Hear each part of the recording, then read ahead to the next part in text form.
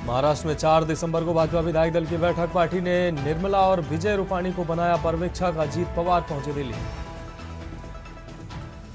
UP के किसान एक हफ्ते तक नहीं करेंगे दिल्ली मार्च। अफसरों से बैठक के बाद समझौता। दोपहर में तोड़ दी थी पुलिस की बैरिकेडिंग। संसद में मुद्दों को लेकर इंडिया गठबंधन में मतभेद। टीएमसी बैठक में नहीं गई। कहा कांग्रेस सिर्फ अडानी पर अटकी, हम अन्य मुद्दों पर चर्चा चाहते हैं। दिल्ली में प्रदूषण। सुप्रीम कोर्ट बोला पाबंदियां कम नहीं होंगी। 4 राज्यों के चीफ सेक्रेटरी से पूछा कितने कंस्ट्रक्शन मजदूरों को मुआवजा दिया, सबूत दें।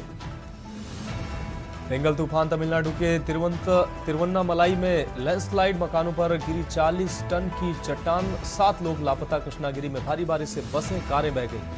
और मध्य प्रदेश राजस्थान के 20 जिलों में पारा 10 से कम। कश्मीर के किश्तवाड़ में सीजन की पहली बर्फबारी। दिल्ली में 32 दिन बाद AQI 300 से नीचे। आप देख रहे हैं की न्यूज, खबरों का सारथी। नमस्कार, देश की बात में आपका स्वागत है। मैं हूं मनोज मानस और अब खबरें विस्तार से। अहम खबर से बुलेटिन की शुरुआत करते हैं। खबर दिल्ली से है, जहां बुराड़ी थाना पुलिस ने ऑटो लिफ्टरों के एक अंतर्राज्यीय गिरोह का भंडाफोड़ करते हुए 4 ऑटो लिफ्टर, एक रिसीवर और 3 नाबालिगों को गिरफ्तार किया। पुलिस ने गिरोह के खिलाफ कार्रवाई करते हुए 20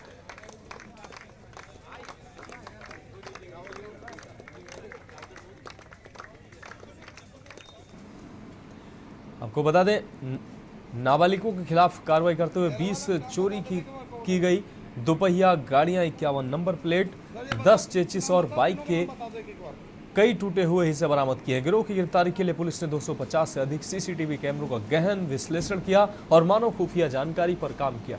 आरोपियों की निशानदेही पर यह बरामदगी हुई है, जिससे दिल्ली और अन्य राज्यों में ऑटो लिफ्टिंग से जुड़े 58 मामलों का खुलासा हुआ है।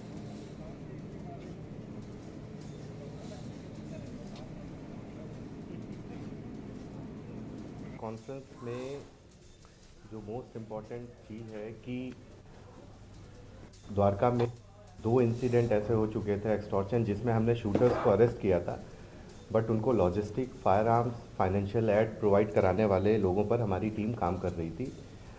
ACP राम अवतार साहब, इंस्पेक्टर सुभाष और इंस्पेक्टर कमलेश की टीम ने इस पर बहुत अच्छा क्रैकडाउन किया है।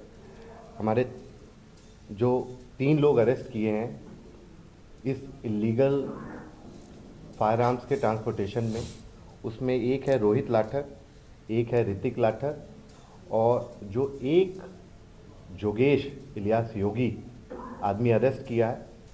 इन सभी के थॉरो इन्वेस्टिगेशन और इंटेरोगेशन में एक फैक्ट जो ऐसा आया है हमारे सामने कि एक अमन लाठर नाम का एक व्यक्ति है जो गंगसर सोनीपत का रहने वाला है और वो जॉनी भाई, काला भाई का एसोसिएट बनकर US से इस एक्सटॉर्शन की वारदातों को अंजाम दे रहा था।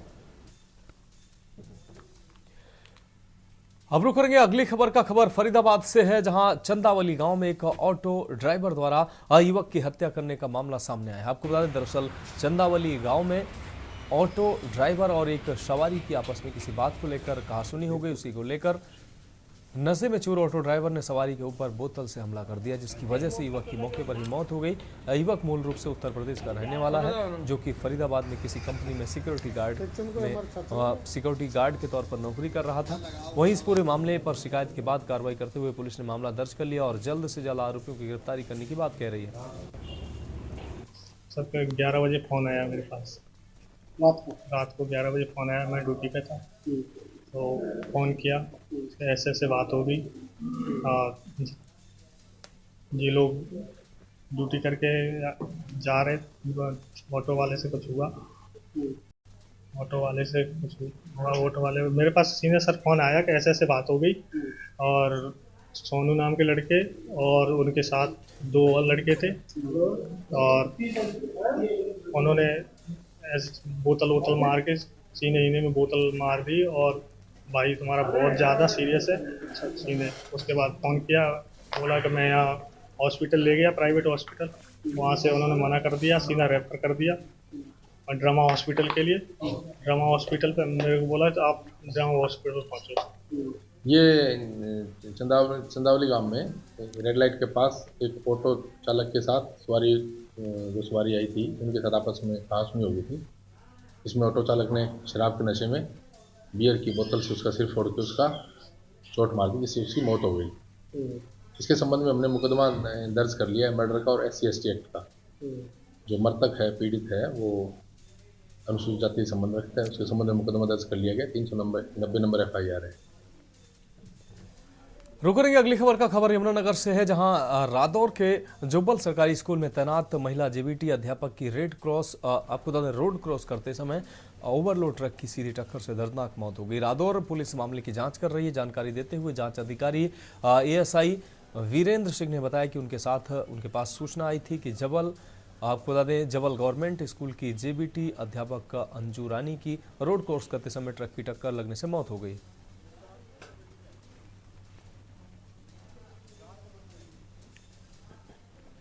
मेरा बेटा भी डॉक्टर है, तो मैं 30 साल पहले बबैन में चला गया था। वहीं पे जो है अपना क्लिनिक है, रेजिडेंस वहीं पे है। और मेरी जो पत्नी है वो सुबह डेली बबैन से जुब्बल गांव में ड्यूटी करने के लिए आती है। यहाँ पे गेस्ट टीचर थी JBT। रोज की तरह आज भी इसको सुबह 8:30 बजे बस में उठाया और गाँव में जाके सुरक्षित उतर भी गई, लेकिन डंपर वाले की लापरवाही के कारण ये दुर्घटना घटी। गाँव जुब्बल बस अड्डे पे और लेडीज रोड क्रॉस कर रही थी, उधर से एक डंपर आ गया, उसमें साइड मार दी, उससे उसकी मृत्यु हो गई मौके पर। उसमें एक्सीडेंट का पर्चा दर्ज कर लिया और पोस्टमार्टम कराने लगे। अगली खबर पेहोवा से है, जहां शहर में उस समय लोगों में सनसनी फैल गई जब लोगों को सूचना मिली कि शाम के समय गोहला रोड स्थित हुंडा ग्राउंड में सरेआम युवक की गोली मारकर हत्या कर दी गई। सूचना मिलते ही शहर थाना पेहोवा पुलिस मौके पर पहुंची। पुलिस द्वारा पूछताछ करने पर मृतक की पहचान पेहोवा निवासी राहुल उर्फ मेंटल के तौर पर की गई है। शव को कब्जे में लेकर पोस्टमार्टम के लिए पुलिस ने भेज दिया है। LNJP अस्पताल को क्षेत्र भेजा गया है। पुलिस टीम मामले की जाँच में जुटी हुई है।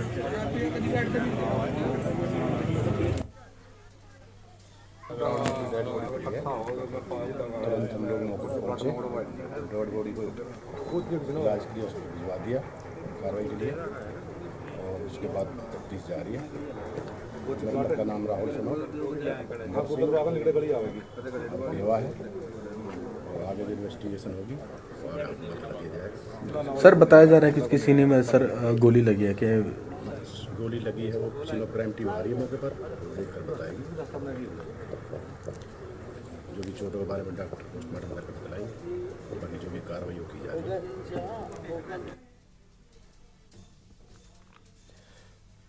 रुक रही अगली खबर शक्ति जिले की आपको बता दें छुही पाली ग्राम पंचायत से है, जहां मनरेगा से कराए गए नाली निर्माण में धांधली के आरोपों की जांच शुरू हुई है। इस जांच टीम ने मौके पर पहुंचकर नाली निर्माण को देखा है। जनपद पंचायत डबरा की ग्राम पंचायत छुही पाली के ग्रामीण शिकायत कर रहे थे। इस पर मुख्य कार्यपालन अधिकारी द्वारा बहारता के घर से महत्तर साहू के घर तक कराई गई जांच में गड़बड़ी उजागर हुई है। पाया गया कि एस्टीमेट के आधार पर कार्य नहीं कराया गया। साथ ही जॉब कार्ड धारकों को योजना का लाभ न मिलने की बात भी सामने आई है। और एक गांव में मनमाने तरीके से सरपंच है अपन मर्जी से जो भी काम आते थे अपने आप में मतलब खुद मैं सक्षम करके करवाए थे। कुछ कोई जनता जानकारी नहीं कराते, न कुछ बताते गांव में, और अपने आप में न पंचायत कभी मीटिंग लेते और कराते अपने आप। और जो अभी नाली आए है महत्तर साहू घर से बहारता घर साहू घर से महत्तर साहू घर तक वो का ओला स्वीकृत होए तेला गलत साइड में ला के बना के पास कराते।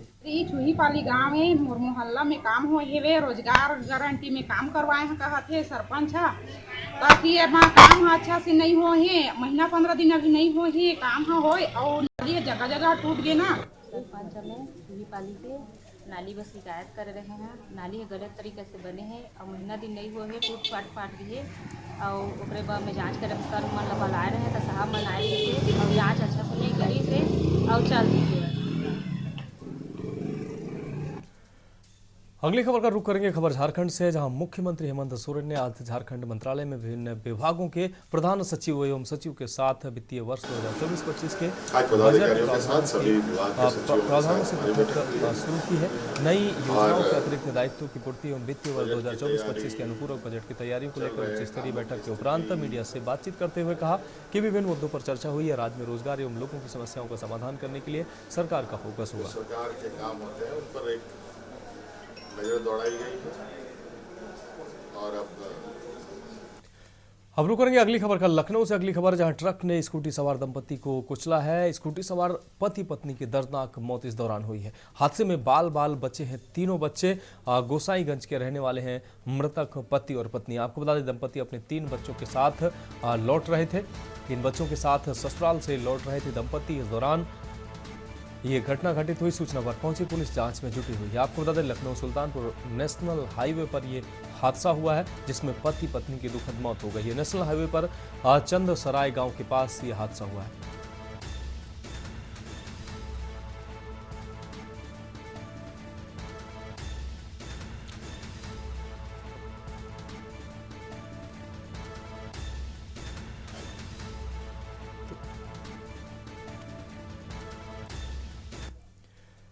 अब रुक करेंगे अगली खबर का। बताएं उसे अगली खबर, जहां गंगा किनारे के ग्राम जटा में भीषण आग की घटना सामने आई है। आग से 8 से ज्यादा परिवार के घर जले हैं। पीड़ित परिवारों का सारा सामान इस दौरान जलकर राख हो गया है। आग से एक परिवार की बकरी की भी मौत हुई है। आग से घरेलू सामान, अनाज आदि बड़ी मात्रा में जल गया है। ग्रामवासियों ने बमुश्किल आग पर काबू पाया है। आग लगने की सूचना क्षेत्रीय लेखपाल को दी गई है। कटरा शहादतगंज चौकी के ग्राम जटा का ये पूरा मामला है।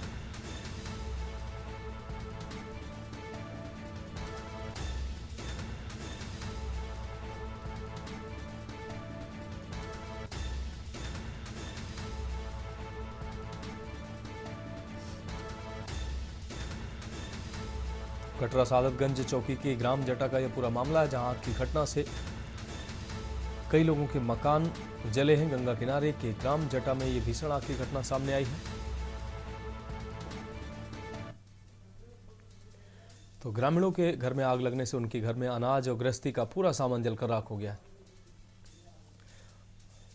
अगली खबर का रुख करते हैं फतेहपुर से। अगली खबर, जहां शराब से लदी पिकअप का टायर फटा है। इस दौरान टायर फटने से हाईवे पर गिरी शराब की बोतलें। लाखों की शराब पलटने से हड़कंप मच गया। आबकारी गोदाम से ठेके पर जा रही थी शराब। रक्षपाल और खागा के ठेकों की थी ये शराब। मामले की जांच पड़ताल में पुलिस जुटी हुई है। खागा कोतवाली के नेशनल हाईवे 2 की यह घटना है।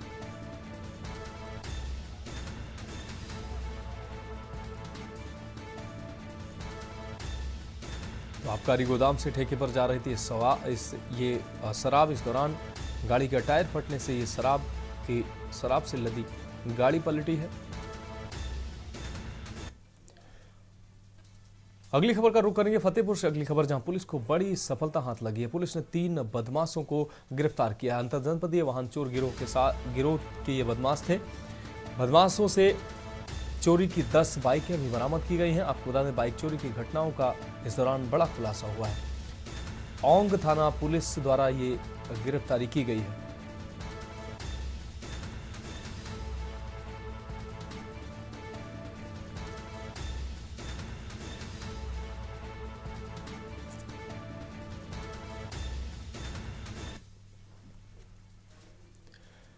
रुक करेंगे अगली खबर का लखनऊ से। अगली खबर, जहां 50,000 का इनामी कपिल रैदास गिरफ्तार हुआ है। आपको बता दें, अपने साथी विजय कुमार के साथ गिरफ्तार हुआ है। आजमगढ़ जिले से एसटीएफ ने गिरफ्तारी की है। दोनों पर दर्ज हैं कई आपराधिक मामले। तो अपने साथी विजय के साथ ये गिरफ्तार हुआ है। आजमगढ़ जिले से एसटीएफ ने ये गिरफ्तारी की है। दोनों पर दर्ज हैं कई आपराधिक मामले। तो लखनऊ से अहम खबर, 50,000 का इनामी कपिल रैदास से गिरफ्तार हुआ है। तो फिलहाल देश की बात में वक्त एक ब्रेक का है। जल्द हाजिर होंगे। आप देख रहे हैं की न्यूज, खबरों का सारथी। ब्रेक के बाद देश की बात में एक बार फिर से आपका स्वागत है। रुक करेंगे अगली अहम खबर का। कन्नौज में पहली बार हो रही फुटबॉल प्रतियोगिता के आयोजन में शिरकत करने पहुंचे स्वतंत्र प्रभार राज्य मंत्री असीम अरुण ने खिलाड़ियों से मिलकर उनका उत्साहवर्धन किया है। पहली बार इस तरह के आयोजन को लेकर उन्होंने सभी की सराहना भी की। मंत्री ने बताया कि इस तरह के आयोजन से बच्चों को एक अच्छा प्लेटफॉर्म मिलता है। कन्नौज में ये फुटबॉल ग्राउंड बना है, अब यहाँ पर अच्छे कोच और अन्य सुविधाओं को भी विकसित किया जाएगा। इसमें नो लॉस नो प्रॉफिट के तहत काम किया जाएगा। सपा की सरकार में टीम प्रोजेक्ट के रूप में बना इत्र पार्क अभी भी अधूरा है। सपा की सरकार में यह पारित हुआ था, लेकिन आज यह पूरी तरह से चल नहीं पाया है। इसको लेकर अखिलेश यादव लगातार भाजपा सरकार को आड़े हाथों लेते रहते हैं। सदन में भी उन्होंने कई बार कन्नौज के दरबार फिर कन्नौज में इत्र पार्क को चालू करने के चलते डीएम की अध्यक्षता में एक कार्यक्रम का आयोजन किया गया। वहीं कार्यक्रम के बाद अखिलेश यादव ने एक बार फिर भाजपा सरकार पर वार करते हुए कहा कि कन्नौज के इत्र पार्क को सपने को साकार करने के लिए कोई ठोस काम करना होगा। दिखावटी खानापूर्ति के आयोजन से भाजपा इसको 2027 तक यूं ही खींचेगी। वहीं आपको बता दें के न्यूज से खास बातचीत में राज्य मंत्री स्वतंत्र प्रभार असीम अरुण ने अखिलेश यादव पर पलटवार किया। में पहली बार फुटबॉल प्रतियोगिता का आयोजन हुआ है और इसके पीछे मंत्री असीम अरुण जी की बड़ी कठिन प्रयास रहे हैं। उन्होंने कन्नौज के ग्राउंड को ढूंढा, उसके बाद उसको सुंदरीकरण का रूप दिया, यहाँ पर फंडाइट भी लगवाई, तो आयोजन हुआ है। हमारे साथ मंत्री असीम अरुण जी हैं, हम उनसे बात करते हैं। सर, पहली बार इस तरह का आयोजन हो रहा है, तो सर कितना मोटिवेशन मिलता है? छोटे कस्बों में लोग छुपी हुई प्रतिभाएं रहती हैं, तो क्या कुछ सोचती है और क्या कुछ इसके पीछे अब निकल के आ रहा है? कन्नौज को छोटा कस्बा ना कहें, कन्नौज तो ऐतिहासिक नगरी है, भारत की राजधानी रही है। मुझे इस बात की बड़ी खुशी है कि हमारे के इंटर कॉलेज का जो बोर्डिंग ग्राउंड है, प्रबंधन ने अनुमति दी यहाँ पे ये लाइटें लगवाने के लिए। लाइटें लगने के साथ ही एक माहौल अलग हो चुका है। नगर पालिका अध्यक्ष महोदय को धन्यवाद मैं दूंगा कि उन्होंने पूरा इसको समतलीकरण कराया है, व्यवस्था अच्छी कराई है। प्रतियोगिता तो केवल इसलिए है कि फुटबॉल से जुड़े हुए जो लोग रुचि रखते हैं, खिलाड़ी, कोच, ऑफिशियल, सब एक प्लेटफॉर्म पे आ सकते हैं। वो आ गए। मैं सोचा था कि 4-5 टीम आएंगी, लेकिन 34 टीमें आई हैं, तो बड़े गौरव की और बड़ी खुशी की बात है। अब आने वाले समय में 3 दिसंबर को यानी कल ये प्रतियोगिता का फाइनल होगा और 4 दिसंबर से ही बिल्कुल प्रॉपर तरीके से कोचिंग बच्चों की शुरू हो जाएगी। हमारे पास बहुत ही अच्छी गुणवत्ता के कोच उपलब्ध हैं।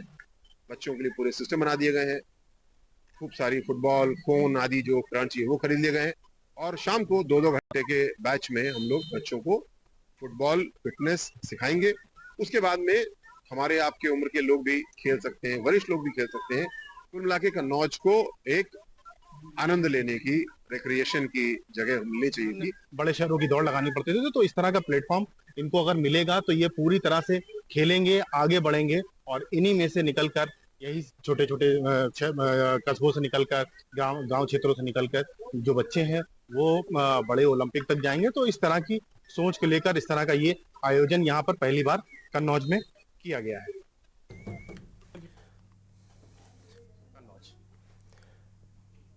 बढ़ेंगे अगली खबर की ओर। खबर हमीरपुर से, जहां जनपद के सीतलपुर गांव में स्वच्छ भारत मिशन ग्रामीण के तहत एकीकृत ठोस अपशिष्ट प्रबंधन केंद्र आरआरसी सेंटर का निर्माण किया गया था, लेकिन यह योजना अब केवल एक शोपीस बनकर रह गई है। लाखों रुपए की लागत से बनी इस केंद्र का वास्तविक उद्देश्य ग्रामों को साफ और बीमारी मुक्त रखना था, लेकिन अधिकारियों और ग्राम प्रधान की लापरवाही ने इन सरकारी योजना का बंटाधार कर दिया है। स्वच्छ भारत मिशन 2.0 के तहत ग्रामीण इलाकों में साफ सफाई की व्यवस्था को बेहतर बनाने के लिए आरआरसी सेंटरों का निर्माण किया गया था, लेकिन सीतलपुर गांव में स्थिति बिल्कुल अलग है। गांव के आसपास की गंदगी साफ करने का दावा करने वाले ई रिक्शा और सफाई कर्मी कभी घरों तक कूड़ा उठाने के लिए नहीं पहुंचते हैं।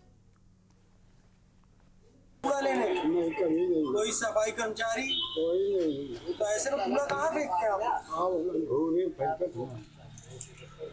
तो कोई बीमारियां फैलती होंगी, दिक्कत होती होगी, क्या होता है? दिक्कत मच्छर आ गए। क्या कभी ई रिक्शा आया आपके घर कूड़ा लेने? नहीं। कोई सफाई कर्मचारी आता है कूड़ा वगैरह लेने? नहीं आता कोई। तो ऐसे में कहाँ कूड़ा फेंकते हैं आप? रोड में। अभी नहीं। कोई सफाई कर्मचारी वगैरह आया कूड़ा लेने? नहीं। तो ऐसे में कूड़ा कहाँ फेंकते हैं आप लोग? कहीं रोड वगैरह में या फिर खेतों में कहीं चला देते हैं। तो खुले में कूड़ा फेंकने से बीमारियां फैलती होंगी? क्यों नहीं फैलती हैं। अगली खबर का रुख करके खबर शाहजहांपुर से है, जहां थाना सदर बाजार स्थित कैंट चौकी के क्षेत्र आपको बता दें OCF रामलीला मैदान में दिन दहाड़े गोली मारकर एक युवक की हत्या कर दी गई। पुलिस द्वारा मृतक निवासी मोहल्ला गदियाना थाना सदर बाजार के तौर पर शिनाख्त की गई। बहरहाल पुलिस अभी इस मामले को आपसी विवाद का रूप दे रही है। इस प्रकार दिन दहाड़े गोली चलना बहुत बड़ी घटना है। इससे पुलिस की कार्यशैली पर भी कहीं ना कहीं प्रश्न चिन्ह उठते हैं। सदर बाजार क्षेत्र अंतर्गत जो OCF ग्राउंड है, जो कैंट चौकी में आता है, यहाँ पे 25 उम्र का एक युवक को गोली लगने से मृत्यु हुई है। यहाँ हम लोग घटनास्थल निरीक्षण कर लिया गया है। अब आसपास लोगों से पूछताछ किया गया है और जो कैंट क्षेत्र में जो गार्ड्स लगे हुए हैं उन लोगों से भी पूछताछ किया गया है। पूछताछ करने से ये पता चल गया कि ये आपस में दो लोग मारपीट कर रहे थे। उसके बाद एक व्यक्ति ने गोली चलाया है और कुछ लोगों का कहना ये है कि ये यहाँ पे ठेला लगाने को लेकर कुछ विवाद हुआ है। अभी पोस्टमार्टम के लिए पंचायतनामा भरकर भेजा जा रहा है। मृतक का परिवारजन से और सूचना लेंगे। इस घटना में जो शामिल अपराधी या अपराधी जो भी जितने लोग बताएंगे परिवार द्वारा, उन सबको विरुद्ध कड़ी से कड़ी कार्रवाई की जाएगी। और इस बीच झांसी से अहम खबर आपको दिखा रहे हैं। झांसी से ये अहम खबर आपको दिखा रहे हैं, सनातन एकता यात्रा का समापन हुआ है। झांसी से अहम खबर आपको दिखा रहे हैं इस वक्त की अहम खबर। बुंदेलखंड में भ्रमण के बाद यात्रा का समापन हुआ है। सनातन एकता यात्रा का समापन झांसी में हुआ है। आपको बता दें, हास्य कलाकार असरानी ने दिया है एकता का संदेश। सनातन धर्म नहीं बल्कि ये ब्रह्मांड है जो सभी को जोड़ता है।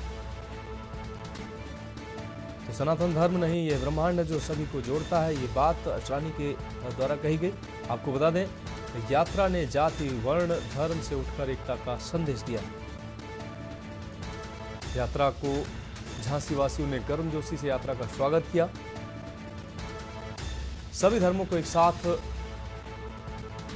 सामाजिक समरसता को बढ़ाना इस यात्रा का उद्देश्य था। सनातन एकता यात्रा का समापन हुआ है। झांसी में यात्रा का समापन। हम यहाँ बुलाया, इतना पावन मौका है, हमको किसी ने नहीं बुलाया इस तरह के मौके पे।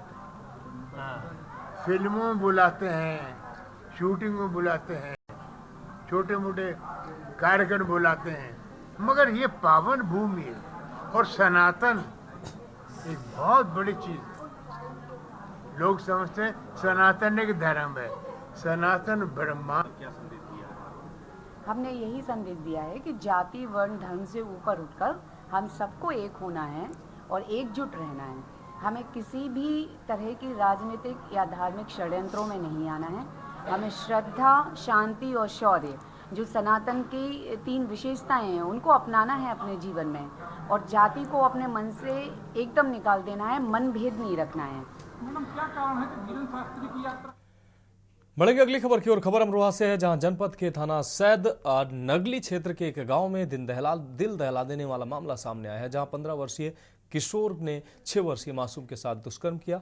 पुलिस अधीक्षक कुंवर अनुपम सिंह के निर्देश पर थाना पुलिस ने आरोपी 15 वर्षीय किशोर के खिलाफ मुकदमा दर्ज कर गिरफ्तार कर लिया है। मासूम बच्ची को चिकित्सीय परीक्षण के लिए जिला अस्पताल भेजा गया है। बेटी का मामला यह है कि हमारी बेटी 46 वर्ष की है, बाहर खेल रही थी हमारी बच्ची। हम सब खेत में गए हुए थे, गाँव में आलू काम चल रहा, हम आलू काम में लगे हुए थे और सब बच्चे हमारी खेल रही थी। लड़का आया कि दिनेश हमारे सामने रहता, वो सुबह काम करता, वो आया हमारी बच्ची को टोपी के लालच से बुला के ले गया अपने घर पे। जब अपने घर पर ले गया बुला के, बच्ची खत्म ने साहब उल्टे सीधे काम करे, पुरस्कार करा। अब वो हमारी चाची रहती है, उन्होंने छत पर देख लिया, तो हमारी चाची कपड़े झुका दी थी छत पर। जब उन्होंने देखा, वो जाकर वहाँ पर देखा तो लड़की को कमरे में चलाई निकाल गए। कमरे में चलाई तो कपड़े में जो लड़की की जो नीचे से सारी लाल लाल हो रही थी खूनों में, तब सारे खूनों में लड़की चलनी थी। वहाँ से लड़की को निकाला, जब लड़की को निकाला तो दिनेश ने धमकी दिया, अगर आप किसी को बताओगे तो मैं जान से मार दूँगा आपको। कितनी उम्र है दिनेश की? दिनेश की उम्र है सर 16 साल। पुलिस को सूचना दे दी आपने? पुलिस को सूचना दे दी। अगली खबर का रुख करेंगे। खबर फर्रुखाबाद से है, जहां जिला कारागार फतेहगढ़ के बंदियों ने सड़क सुरक्षा माह नवंबर 2024 के तहत एक नई पहल शुरू की है। कारागार अधीक्षक भीमसेन मुकुंद के नेतृत्व में ये पहल गायों की सुरक्षा के लिए की गई है, जिसके तहत बंदियों द्वारा पुराने प्लास्टिक बोरियों से road safety reflector collar band बनाए गए हैं। इन रिफ्लेक्टर बैंड को गायों के गले में पहनाकर रात के समय सड़कों पर उनकी सुरक्षा सुनिश्चित की जा रही है। इस पहल का उद्देश्य सड़क दुर्घटनाओं में कमी लाना है, क्योंकि अधिकांश दुर्घटनाएं गायों की सड़कों पर बैठे होने और वाहन चालकों को अंधेरे में न दिखने के कारण होती हैं। रिफ्लेक्टर कॉलर बैंड्स की चमक से वाहन चालक दूर से ही गायों की पहचान कर सकेंगे, जिससे दुर्घटनाओं की संभावनाएं कम हो जाएंगी। ये पहल न केवल सड़क सुरक्षा के दृष्टिकोण से महत्वपूर्ण है, बल्कि यह कारागार की समाज सेवा की ओर से एक और कदम है, जो मानवता और पशु संरक्षण की दिशा में योगदान दे रही है। फर्रुखाबाद सड़क सुरक्षा माह नवंबर 2024 के अंतर्गत जिला कारागार फतेहगढ़ के बंदियों के सहयोग से एक नई गौ सेवा प्रारंभ की गई है। फतेहगढ़ जिला कारागार अधीक्षक भीमसेन मुकुंद द्वारा गौ सेवा को लेकर एक और नई पहल की शुरुआत हुई है। गौ वंशों की जान बचाने के उद्देश्य से जेल में रसद सामग्री की फटी पुरानी प्लास्टिक बोरियों से कारागार अधीक्षक भीमसेन मुकुंद द्वारा बंदियों से गायों के लिए रोड सेफ्टी रिफ्लेक्टर बनवाकर गौ वंशों को पहनाकर रात में सड़कों पर उनकी जान बचाने हेतु एक छोटी सी पहल शुरू की गई है। तो फिलहाल देश की बात में वक्त एक ब्रेक का है, जल्द हाजिर होंगे। आप देख रहे हैं के न्यूज, खबरों का ब्रेक के बाद देश की बात में एक बार फिर से आपका स्वागत है। रुक करते हैं अगली अहम खबर का। दिल्ली से अगली अहम खबर है, जहां बुराड़ी थाना पुलिस ने ऑटो लिफ्टरों के एक अंतर्राज्यीय गिरोह का भंडाफोड़ करते हुए 4 ऑटो लिफ्टर, एक रिसीवर और 3 नाबालिगों को गिरफ्तार किया है। पुलिस ने गिरोह के खिलाफ कार्रवाई करते हुए 20 चोरी की गई दोपहिया गाड़ियां, 51 नंबर प्लेट, 10 चेचिस और बाइक के कई टुकड़े हिस्से बरामद किए हैं। गिरोह की गिरफ्तारी के लिए पुलिस ने 250 से अधिक सीसीटीवी कैमरों का गहन विश्लेषण किया और मानव खुफिया जानकारी पर काम किया। आरोपियों की निशानदेही पर यह बरामदगी हुई है, जिससे दिल्ली और अन्य राज्यों में ऑटो लिफ्टिंग से जुड़े 58 मामलों का खुलासा हुआ है। North district Burari police station की टीम ने एक बहुत बड़े इंटरस्टेट गैंग को, ऑटो लिफ्टर्स के गैंग को बस्ट किया है। इसके अंदर अभी तक 5 अरेस्ट हुई हैं, जिसके अंदर 3 और 2 अडल्ट हैं and 1 is receiver. The recovery so far is 20 motorcycles, then there are 51 number plates, then 10 chassis and other points like 34 seats of different motorcycles, 34 back tail lights and mud guards, rubber tires, oil tanks, tool kits, engines, headlights, all in dismembered condition. Total 58 cases have been worked out with their arrest and apprehension of the 3 CCLs. So that it started on 25th November. तो इससे ये और उसी दिन रात में हम लोगों ने जो रिपोर्ट हुआ था उसके अंदर 3 रॉयल एनफील्ड मोटरसाइकिल्स चोरी हुई थी। बढ़ेंगे अगली खबर की ओर। खबर दिल्ली से है, जहां द्वारिका जिले की पुलिस ने काला जठेड़ी गैंग के 3 गुर्गों को गिरफ्तार किया है। आरोपियों के नाम अमन लाठर, ऋतिक लाठर और योगेश जोगी है।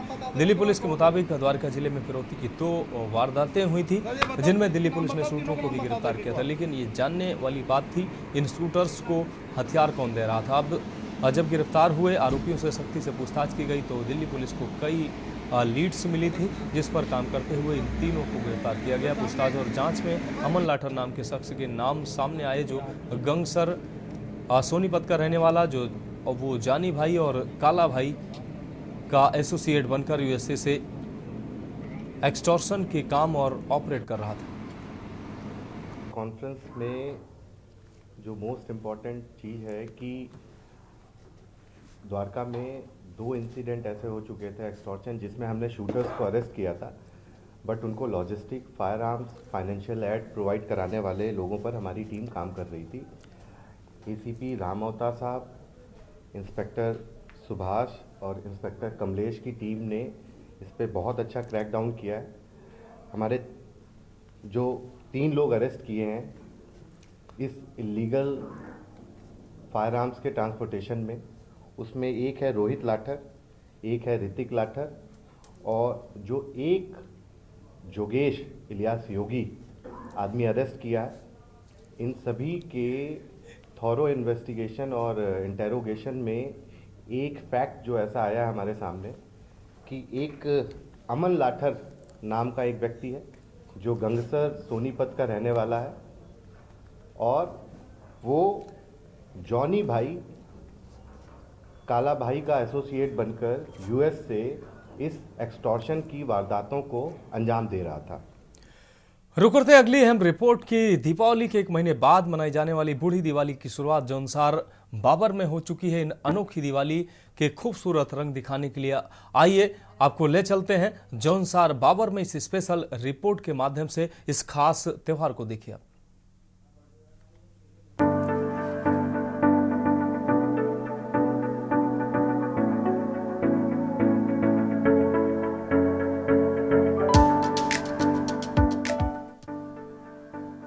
अपनी लोक संस्कृति और पौराणिक महत्व के चलते अलग पहचान रखने वाले जौनसार बाबर क्षेत्र में बूढ़ी दीपावली की शुरुआत हो चुकी है। 4 से 5 दिनों तक मनाए जा रहे इस त्योहार में जौनसार बाबर के 29 खतों से जुड़े तकरीबन 260 से अधिक गांव बूढ़ी दिवाली अपने परंपरागत तरीके से मनाते आ रहे हैं।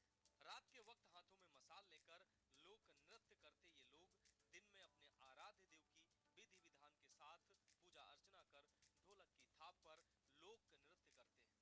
साथ ही जगह जगह विभिन्न कार्यक्रमों का आयोजन होता है। ये दिवाली 3-4 दिन तक चल रही है और आजकल दिवाली का जो है वो पर्व चल रहा है, बहुत धूमधाम से मनाई जाती है। इसका मेन महत्व होता है हमारे यहाँ अखरोट जो होते हैं उसका प्रसाद बांटा जाता है। हर मंदिरों में जो है साझे आंगन में इसको जो है साझा किया जाता है। और ये पर्वतीय क्षेत्र में नई दिवाली की 1 महीने के बाद शुरू हो जाती है। क्या मानते हैं कि जैसे देश में होने वाली दीपावली और एक महावादी दीपावली होती है, क्या मानते हैं कि क्या कारण रहा है?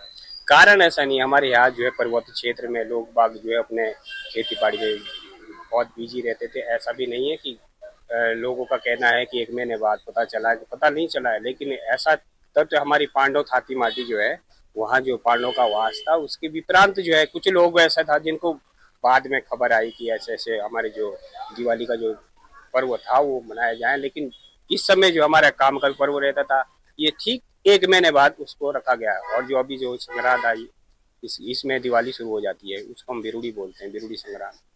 किस तरह से दीपावली मनाया जाए? सांस्कृतिक कार्यक्रम होती है, कलाकार की भी हो, लेकिन इसमें जो है पूरी वेशभूषा के साथ आंगन में सारा नृत्य होता है और 3-4 दिन तक चलता है।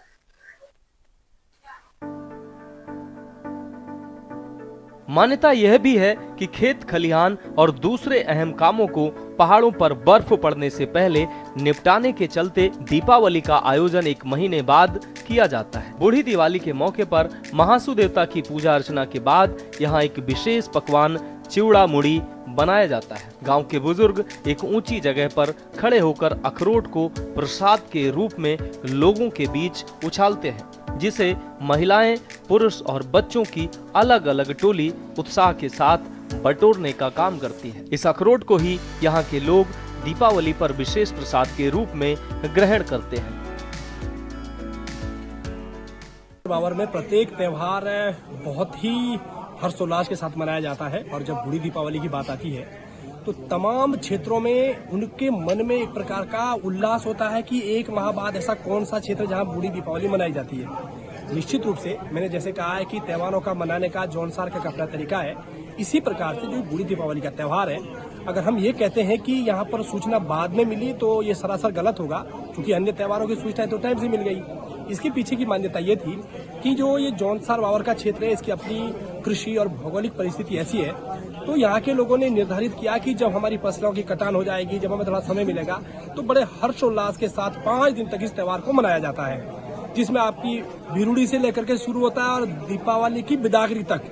तो ये त्योहार जौनसार बावर में जिस रूप में मनाए जाते हैं वो इस बात का प्रतीक है कि कहीं न कहीं ये समाज पूर्व समय में एक रजवाड़ों की संपत्ति रही है। अन्यथा हम देखते हैं कि अन्य धर्मों में 1 दिन की ईद होती है, 1 दिन का क्रिसमस होता है।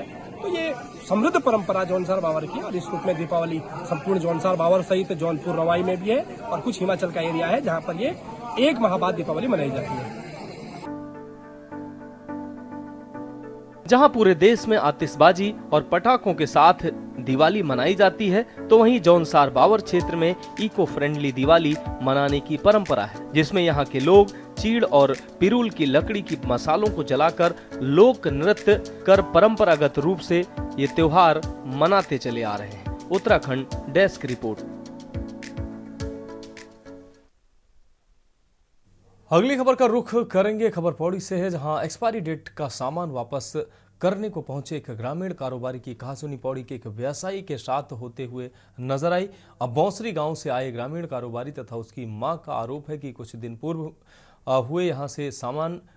पूर्व ही वो यहाँ से सामान ले गए थे, लेकिन वह एक्सपायरी डेट का निकला। जब वह उस सामान को वापस करने के लिए पौड़ी पहुंचे तो व्यवसायी द्वारा मना कर दिया गया। इस दौरान उनकी कहासुनी हो गई। देखते ही देखते भीड़ इकट्ठा हो गई। मामले में सामाजिक कार्यकर्ता दीपक असवाल ने एक्सपायरी डेट का सामान देने वाले व्यवसायियों के खिलाफ जांच कर कार्रवाई की मांग उठाई। घर जा रहा था तो एक आंटी रोती यहाँ पे दिखी। मैंने आंटी से पूछा, आंटी रो क्यों रो? तो उनका कहना ये था कि बेटे मेरे वो बौसरी की आंटी, जब रोए तो मुझे अच्छा लगा, पूछने गया तो उनका ये कहना था कि मेरे बेटे को विगत कई समय से ये लोग ये सामान दे रहे हैं, ओवरडेट सामान दे रहे हैं। 2-2.5 लाख रुपए का उससे सामान ले गया और सारा जो सामान था ओवरडेट है। आज वो अपना सामान लेके वापस आए तो ये लोग मुकर रहे हैं, उल्टा उसे धमका रहे हैं। ये बाहर के लोग हमारे घर वालों पे यहाँ पे हावी हो रहे हैं, जो कि सरासर गलत है। तब मैं बात करूँ प्रशासन की तो प्रशासन कोई कार्रवाई नहीं करता, क्योंकि इस आदमी की दुकान पौड़ी शहर में है, बस अड्डे के नजदीक है और इसका सारा सामान आदि रोड में पड़ा रहता है। ये बंदा बाजार से कहीं से सामान ले गया होगा, है ना। अब 5 साल में आप बताओ कितना माल इकट्ठा होता है दुकान में। अभी मेरे गले पड़ रहा है, मेरा सामान ही नहीं, मैं वापस क्यों लूंगा? एक्सपायरी डेट का भाई से मैं क्यों लूंगा? आप मेरी दुकान में देखो ना एक्सपायरी है क्या। अगर आप मुझसे आज सामान लोगे तो मैं आज ही डेट की गारंटी दूंगा। आप अपने घर ले जाके उसे संभाल के रखोगे, मैं गारंटी थोड़ी दूंगा। आप बताओ मैं गलत कह रहा हूँ? पूरा एक्सपायरी डेट का दुकान से मेरे बेटे को फोन किया गया, वहाँ से यहाँ से इसने थैले भर के बिल नहीं दिया। पूरा एक्सपायरी डेट का नकली सामान पकड़ा है मेरे बेटे से। पूरा मैं सामान लेके गाड़ी बुक करके आज इसकी दुकान में आ गई। अब इसके नौ मेरे पासबुक भी ला रखी है, इसमें 10 लाख निकाल रखे हैं एक बार के, 8 लाख एक बार के निकाल रखे। पूरी दुकान मेरे बेटे से पैसे लिए इसने, पूरा सामान इसने इसकी दुकान से कोई भी पक्का बिल किया इसने, एक बिल भी नहीं दिया। अब बेटे की गलती तो मेरी हुई ना, जो इससे ले गया। पता नहीं इसने क्या किया इसके दिमाग को। जिसने बोला कि एक बोरी बोला होगा मूंगफली के देने, 3-3 4-4 बोर दी, वो इतनी ढेर सारी गुड़ पट्टी दे दी। इतनी एक सामान बोला होगा, इसने 20 सामान दे दिया। बेटे को ठग दिया, इन्हें सीधा साधा बेटे को ठग दिया। देखो ये पूरा सामान इसलिए जाते हैं। शुरू से दुकान खोली मैंने 5 साल से, पूरा सामान यही जाते मेरा। एक सामान की जगह 10 बिस्कुट डालते मेरे पास से। और तो मैं देखा पूरा इसको ओवरडेट सामान है, पूरा इसका 2020 का 22 का पूरा सब ठीक है। मुझे किसी व्यक्ति द्वारा मोबाइल पर मुझे सूचना दी है कि बस स्टेशन में कोई महिला है, उसने किसी एफबीओ पर ये आरोप लगाए हैं कि एक्सपायरी माल हमें बेचे हैं। तो मैंने दुकानदार के द्वारा मुझे बताया गया है कि महिला द्वारा मेरे यहाँ से माल नहीं खरीदा गया है। मैंने महिला को भी, अभी महिला से मेरी बात नहीं हुई है, मैं इस मीडिया के माध्यम से कह रहा हूँ कि यदि महिला ने सामान उस एफबीओ से खरीदा है तो महिला को भी ये प्रूफ देना होगा कि उसी दुकान से खरीदा है। बढ़ेगी अगली खबर की ओर। खबर लक्सर से है, जहां जिला प्रशासन ने खानपुर खंड विकास कार्यालय परिसर में सिंघाड़ा यूनिट को लेकर हरिद्वार सीडीओ आकांक्षा कोंडे ने स्थापित मिनी प्लांट का स्थलीय निरीक्षण किया, जिसमें जिला परियोजना अधिकारी व खानपुर बीडीओ से तमाम जानकारी व यूनिट को चलाने के लिए प्रतिदिन सिंघाड़े की आपूर्ति को लेकर चर्चा की गई। सरकार द्वारा खानपुर क्षेत्र में सिंघाड़े की खेती को बढ़ावा देने के साथ ही सिंघाड़े से जुड़े फार्मर्स व दूसरे तरीके से जुड़े लोगों की आय दोगुना करने की दिशा में काम करने की तैयारी पूरी हो गई है। खानपुर के दाब की खेड़ा गांव में लगभग 300 बीघा सिंघाड़े की खेती को कर रहे हैं, जिसको अब सरकार द्वारा समूह के रूप में मिनी प्लांट में सुखाकर आटा बनाकर सेल किया जाएगा।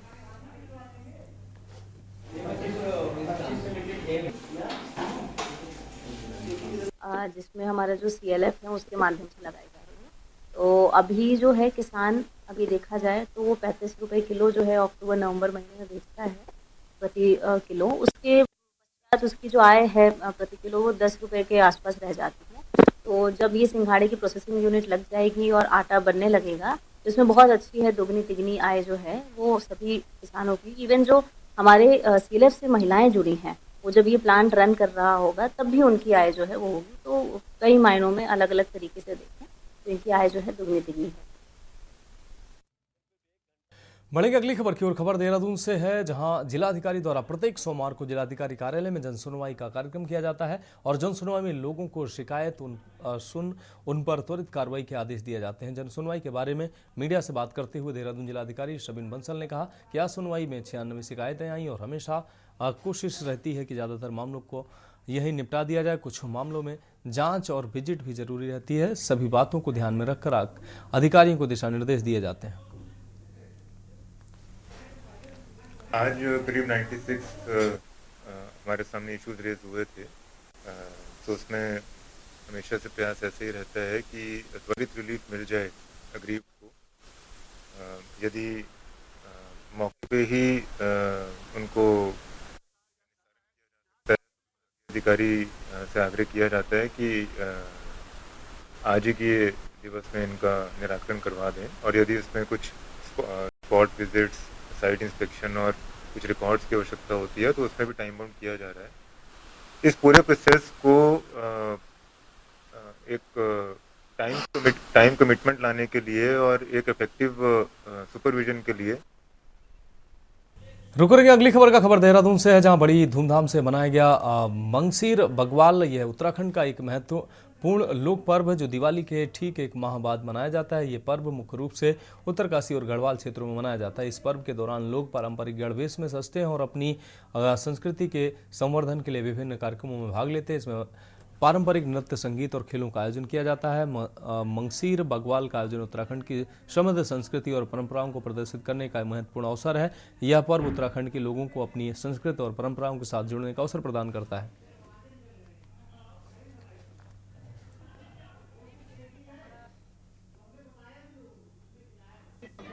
ये इंदिरा नगर क्षेत्र सीमा द्वारा मनाया जा रहा है और ये इस बार पहला बार मनाया जा रहा है मंगसीर बग्वाल। उम्मीद करते हैं ऐसे हर साल अब उससे भी और ज़्यादा बढ़ के वो जोश के साथ में मनाएंगे। जो ये हमारा ये मंगसीर बग्वाल त्यौहार है, ये गांव में बूढ़ी दिवाली के नाम से प्रसिद्ध है, लेकिन यहाँ पे बहुत कम लोग, जैसे अब बच्चे नीचे आ गए पहाड़ में, इसलिए उन लोग जानते थे इस त्यौहार को, लेकिन यहाँ के बच्चे अब नहीं जानते।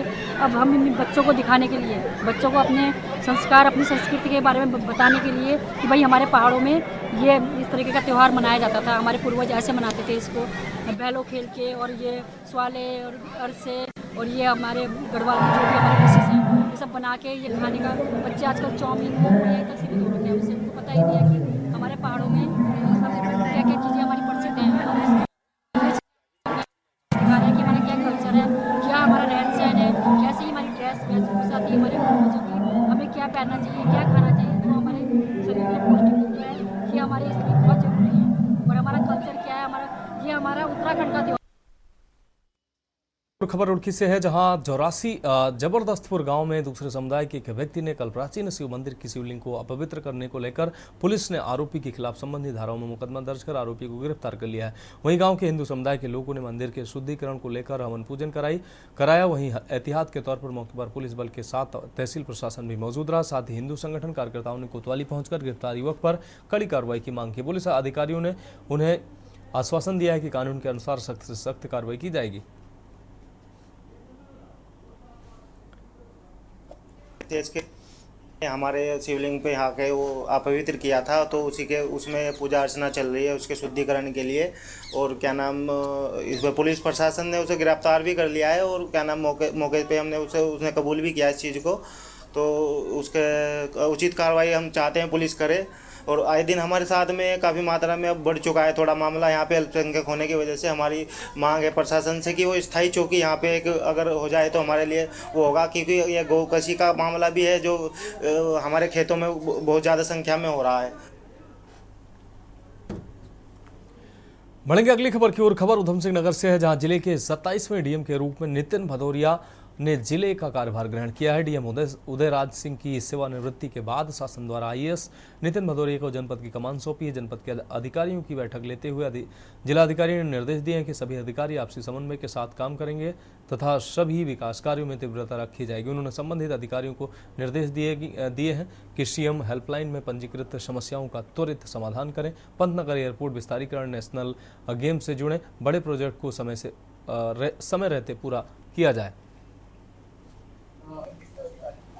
हम लोग की कोशिश यही रहेगी, आप लोग यहाँ पे मौजूद थे, भी पूरा विस्तृत रूप से पूरी चर्चा की गई, आपके द्वारा कई मुद्दों पर उठाए भी गए, और जिसमें हमारी कोशिश ये रहेगी कि उधम सिंह नगर एक तरह से इंडिया का मिनी भारत की तरह हम लोग का एक जनपद है। हमारी कोशिश ये रहेगी कि जनता की अलग अलग समस्याओं को हम लोग सुलझा सकें।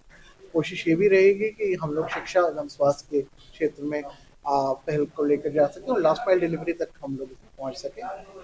जो हमारी लार्ज इंफ्रास्ट्रक्चर प्रोजेक्ट्स है जिससे जनपद नहीं पूरे क्षेत्र को लाभ हो सकता है, जैसे पंतनगर हमारा एयरपोर्ट एक्सपेंशन का प्रोजेक्ट चल रहा है, नेशनल गेम्स का प्रोजेक्ट से रिलेटेड प्रोजेक्ट्स हैं, तो उनको हम लोग पूर्ण कर सके टाइमली। और हमारी कोशिश ये भी रहेगी कि जनता की जो से लग कर पूरे जनपद का हम लोग निरीक्षण करें, सरकारी कार्यालयों का पूरा निरीक्षण होगा और ये होगा कि सरकारी पूरी एक अमला मुस्तैदी से काम करे, ये हमारी कोशिश प्राथमिकताओं में रहेगी। इसके अलावा जनता से अगली खबर का रुख करेंगे। खबर रामनगर से है, जहां विकासखंड के पंचायत प्रतिनिधियों ने निवर्तमान ज्येष्ठ ब्लॉक प्रमुख संजय नेगी एवं ग्राम प्रधान संगठन अध्यक्ष मिथिलेश डंगवाल के नेतृत्व में विकासखंड कार्यालय में तालाबंदी करते हुए प्रदेश सरकार और मुख्यमंत्री के खिलाफ जमकर नारेबाजी करते हुए प्रदर्शन किया। तो वहीं पंचायत प्रतिनिधि ने खंड विकास अधिकारी के माध्यम से एक ज्ञापन प्रदेश के मुख्यमंत्री को भेजा। प्रदर्शन करने के दौरान ज्येष्ठ ब्लॉक प्रमुख संजय नेगी ने कहा कि प्रदेश सरकार जिला पंचायत अध्यक्षों की तर्ज पर ग्राम प्रधान एवं ब्लॉक प्रमुखों को भी प्रशासक नियुक्ति करे। उन्होंने कहा कि सरकार ने जिला पंचायत अध्यक्षों को प्रशासक बनाकर जो सौतेला व्यवहार किया उसे सहन नहीं किया जाएगा।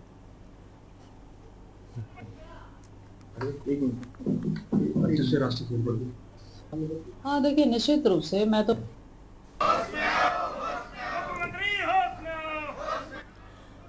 अब बढ़ेंगे अगली खबर की ओर। खबर देहरादून से है, जहां मुख्यमंत्री पुष्कर सिंह धामी की घोषणा के बाद खेल विभाग उत्तराखंड शासन को जल्द खिलाड़ियों के आरक्षण के संबंध में प्रस्ताव भेजने जा रहा है। राज्य की खेल मंत्री रेखा आर्य ने मुख्यमंत्री पुष्कर सिंह धामी का आभार व्यक्त करते हुए कहा कि राज्य सरकार राज्य स्तरीय खेल महाकुंभ के विजेता खिलाड़ियों को भी सरकारी सीधी भर्ती में 4% आरक्षण का लाभ देने जा रही है। उन्होंने बताया कि मुख्यमंत्री की घोषणा के बाद खेल विभाग जल्द शासन को इस संबंध में प्रस्ताव देने जा रहा है, जिससे राज्य स्तरीय खेल महाकुंभ के विजेता खिलाड़ियों को भी इससे लाभ मिल सके।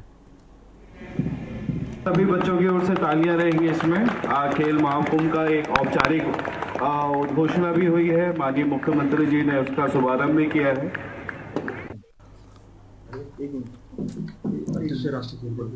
हाँ देखिए, निश्चित रूप से मैं तो माननीय मुख्यमंत्री जी का विशेष धन्यवाद करती हूँ कि जो हमारे यहाँ खेल महाकुंभ है इसमें प्रतिभाग करने वाले हमारे बच्चे हैं जो कि राज्य स्तर पर आ चुके होते हैं। इन बच्चों को भी जो है 4% का आरक्षण मिले, इसको लेकर विभाग प्रस्ताव जो है वो पहले से भी तैयार किया हुआ था और मुझे खुशी है कि माननीय मुख्यमंत्री जी ने उसका संज्ञान लेते हुए उसे घोषणा के रूप में परिवर्तित किया है। निश्चित रूप से अब इस खेल महाकुंभ में प्रतिभाग करने वाले बच्चे जो है अथवा खिलाड़ी जो हैं वो 4% का आरक्षण का लाभ लेते हुए आने वाले समय में इसको और रुचिकर और मेहनत से और अपनी प्रतिभा निखारने का काम करें। तो फिलहाल देश की बात में अभी के लिए मेरे साथ इतना ही। मुझे दीजिए इजाजत और आप देखते रहिए के न्यूज इंडिया। आप देख रहे हैं के न्यूज, खबरों का सारथी।